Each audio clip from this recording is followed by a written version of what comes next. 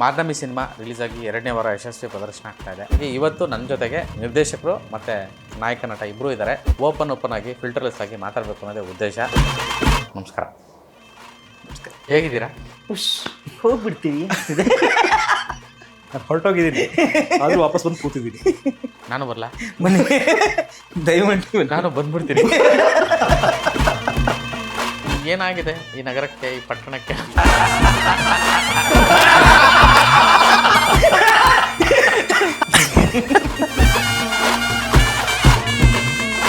ಅಂದ್ರೆ ಹೆಂಗಾಗಿದ್ರೆ ಎಲ್ಲಾರ್ಗು ನೋವು ಹತಾಶೆ ಅದನ್ನ ಹೇಳ್ಕೊಳಕ್ಕೂ ಬೇಜಾರಾಗ್ಬಿಟ್ಟಿದೆ.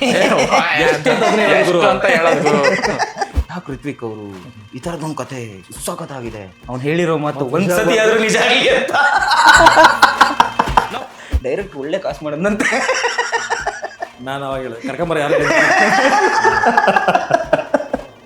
ಯಾವಾಗ ಯಾವ ಫಲ ರೇಟ್ ಸಿಗುತ್ತೆ ದೊಡ್ಡದಾಗುತ್ತೆ ಗೊತ್ತೇ ಆಗಲ್ಲ. ಪ್ರಾಬ್ಲಮ್ ಏನಂದ್ರೆ ಒಂದ್ಸಲ ಟೊಮೊಟೊ ರೇಟ್ ಬಂದ್ಬಿಟ್ರೆ ಪ್ರತಿ ಸಲ ಟೊಮೊಟೊನೇ ಬೆಳಿತಾರೆ. ಇಲ್ಲ, ಈಗ ನಾವು ಅದಕ್ಕೆ ಆ ಟೊಮೆಟೊ ಬೆಳಿಬಾರ್ದು ಅನ್ಕೊಂಡು ನಾವು ಬೇರೆ ಬೆಳೆದ್ವಿ. ಟೊಮೆಟೊ ಚೆನ್ನಾಗಿತ್ತಾ ನಂಗೆ ಈರುಳ್ಳಿಗೆ ಒಂದು ಕಾಲ, ಟೊಮೆಟೊ ಒಂದು ಕಾಲ. ಜಮೀನೇ ಇಲ್ದಿದ್ದವ್ನು ಬಂದು ಸಮಾಧಾನ ಮಾಡ್ತಾನೆ. ಆ ಸಿಚುವೇಶನ್ ಅಲ್ಲ, ಅಯ್ಯೋ ಅಷ್ಟೇ.